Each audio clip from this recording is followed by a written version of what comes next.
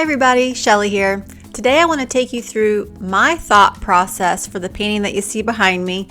I want to show you the original reference image, where I took it for my final painting reference image, and how I'm thinking about creating a focal point, and how I'm thinking about where I'm going to be placing my lightest lights, my darkest darks, where are the areas of high contrast going to be, because that's going to drive the viewer towards my focal point. So I'm thinking about all of these elements, all these things that need to happen in a good painting, and I'm trying to plan for it before I actually start painting. Now, that doesn't mean that while I'm painting, these things might change or morph into some other direction. You know, I'm going to allow for that. But I'd like to jump into the painting knowing I have some kind of map or destination, if you will, that I am aiming for. So let's do it. So here's a look at the original photo. So we were at the American Frontier Productions photo shoot that takes place in Kansas. We spent 4 days there. It was raining and muddy, but it was a blast. And it was kind of an overcast day, so there was no sort of interesting lighting happening, but it was good lighting for a photo shoot because there wasn't casting any weird shadows, or I wasn't having to struggle with dappled light or anything like that. I could pretty much shoot anywhere I wanted, so that was cool. So we have our model here, beautiful young Lakota Indian woman, and she's sitting on a rock. And the photo came out nice. It's a good composition, but it lacks interest to me. It doesn't really tell an interesting story. I wanted to punch up the drama, change the lighting a little bit, and create more of a story. So after quite a lot of fiddling around and messing, here's what I ended up with. So we added interest to the story by popping in a hand holding a bird. So I found this hand on Google Images, and I just popped that in. Now this hand it was holding a different bird. So I got rid of the bird that was actually sitting on this hand and put this bird on it that you see here. I like the coloring and just the sort of the facial expression. Do birds have facial expressions? I'm not even sure, but I like the look of this bird. So the title of this painting came about once I put this all together, and I'm calling it The Conversation. So I wanted to tell sort of a story that our young Indian woman is here in nature, conversing with nature in her own way.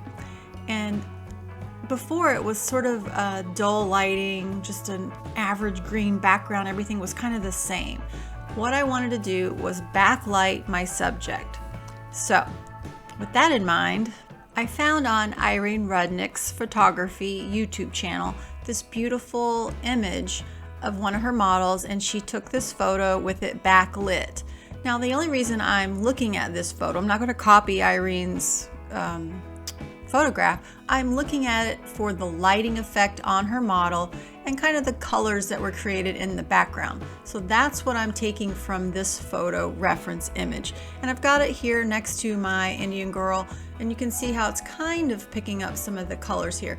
I'm going to take a little less of the green from Irene's photo. I'm looking more of that yellow and orangey color and how it's lighting up the model and playing on the edges of her hair. I really want to capture a backlight situation. So I have found that photographers really understand how light is hitting their subjects, and they do a great job of capturing the light effects. And our job as painters is to be able to paint light effects, especially the light effects that are happening on our subjects in figurative or portrait paintings. One of my favorite photographers to study the light effects from is Irene Rudnick. Her YouTube channel is Irene Rudnick. Check it out. It's a great way to understand lighting. And if you're doing your own photo shoots with your subjects, you definitely want to watch some of her videos. This one, the natural light golden hour photo shoot, that was really helpful in seeing how she uses backlighting. This was really a good one. The fall sunset created with a flash behind the subject. I really liked this home studio versus the golden hour outside. But anyway, like I said, you can really get a lot of ideas on lighting your subjects and how to portray that light by studying some of these photographers on YouTube. And I want it to run along the back of our model and come down on the back of her neck. Lots of golden orange color. It'll follow her arm down and it'll light up this part of the rock a little bit and hit the outer edge of her pinky and ring finger hand. And I'm gonna let some of this backlight, I believe, come around. So my thinking is, where do I want my focal point? Okay, I want the focal point to be her face, obviously, because that's the most interesting part of this story. Her face, and then secondly, I believe it would be our bird, because they're having this conversation.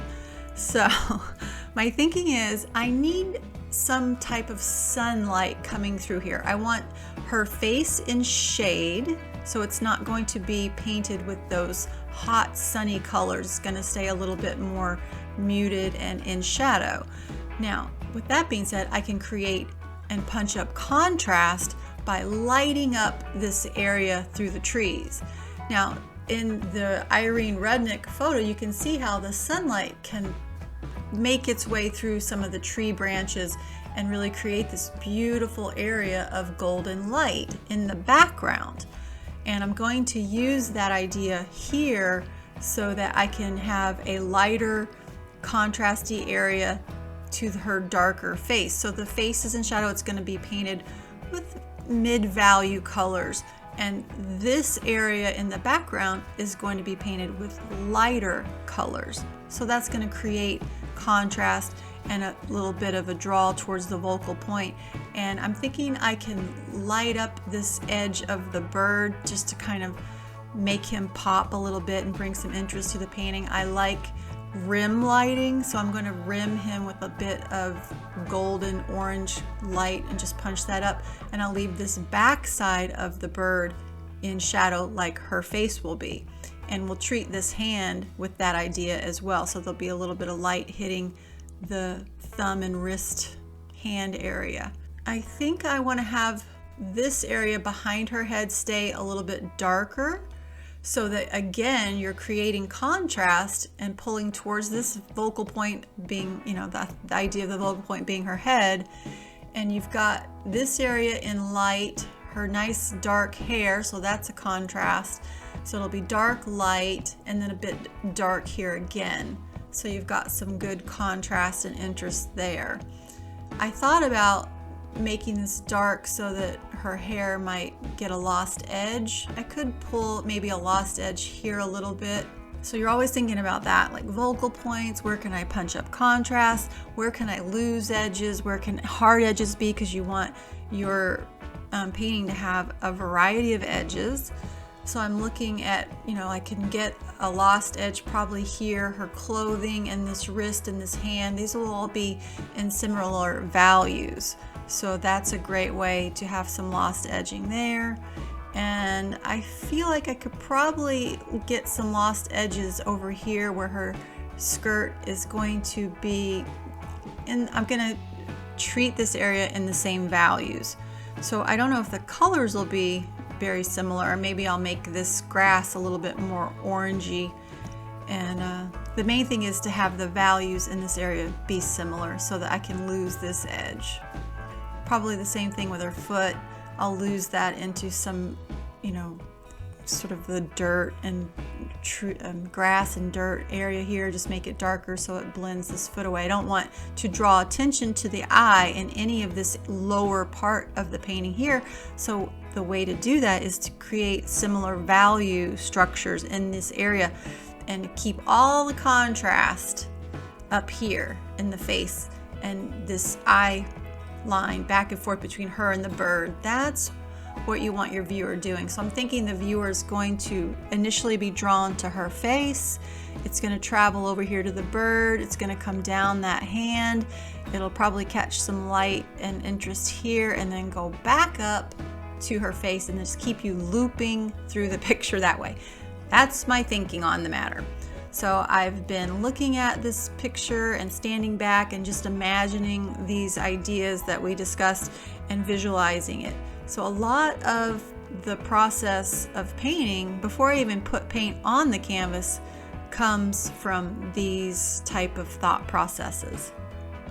So here you can see my sketch that I put on this piece of panel. It's a wood panel, was specially cut with this rounded edge to work with this beautiful piece of myrtle wood. So this will be attached to the board and it'll be part of the painting. So I'm going to want to pick up a lot of the colors in this wood. There's some beautiful oranges and browns that I will want to put like down in the rock area here and up in some of the tree branches. So I have the wood here. I'm going to be mixing my palette tomorrow, and I want to be able to see that I'm picking up pieces of this wood. And even when I'm painting the painting, I like to kind of incorporate the wood, almost like it's part of the painting, or the painting was born out of the wood. And I have the young girl here on the rock sketched with charcoal. Now I did a charcoal sketch because I wasn't quite sure my value structure yet. Normally I like to start with, say, a burnt umber or a transparent oxide brown underpainting, but I can't do that if I haven't figured out yet the value structure. So I wanted to go ahead and get something down, so I thought, well, I can at least play with composition. So by using the charcoal sketch, I knew I could adjust it easily because it just wipes right off. It's like barely there. In fact, the next step is going to be going over the charcoal lines with burnt umber. And the burnt umber is a earth color, so that'll dry fast, should dry overnight, and then tomorrow I can start working on the painting. So I played around with this. I worked on the sketch for a full day, and I feel like it's perfect now. I've made a lot of changes. It wasn't perfect initially. I had to work out some of the anatomy and things and make sure the sizing was right. So it was good that I could just wipe away some of the charcoal and then redraw the area that I needed to work on. I just love the underpainting. We toned the wood with the burnt umber, and we talked about in the video, I want to make this the area that's the focal point, so I want to make sure I make this light in the background, and then some of this area over here is going to be darker in the background. We know that she's backlit, and it's going to be lighting up the back of her head and the back of her shoulder, hitting a little bit of the hand down here. The front of her face is going to be in shadow, so I want to make sure I pay attention to that. And so once I get it outlined, then I think I'm going to work on it as a full color painting right into the outlines. So that will be the process.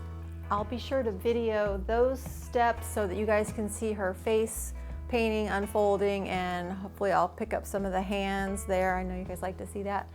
And so then the next step will be mix up my palette and then go ahead and I'll just sort of jump right into painting. I've been toying with painting the background first or painting the figure first. Usually I like to get the background in so that I can not worry about, painting on top of it. But since I have this toned panel, I'm thinking that I'll probably just jump right in and start painting the head first.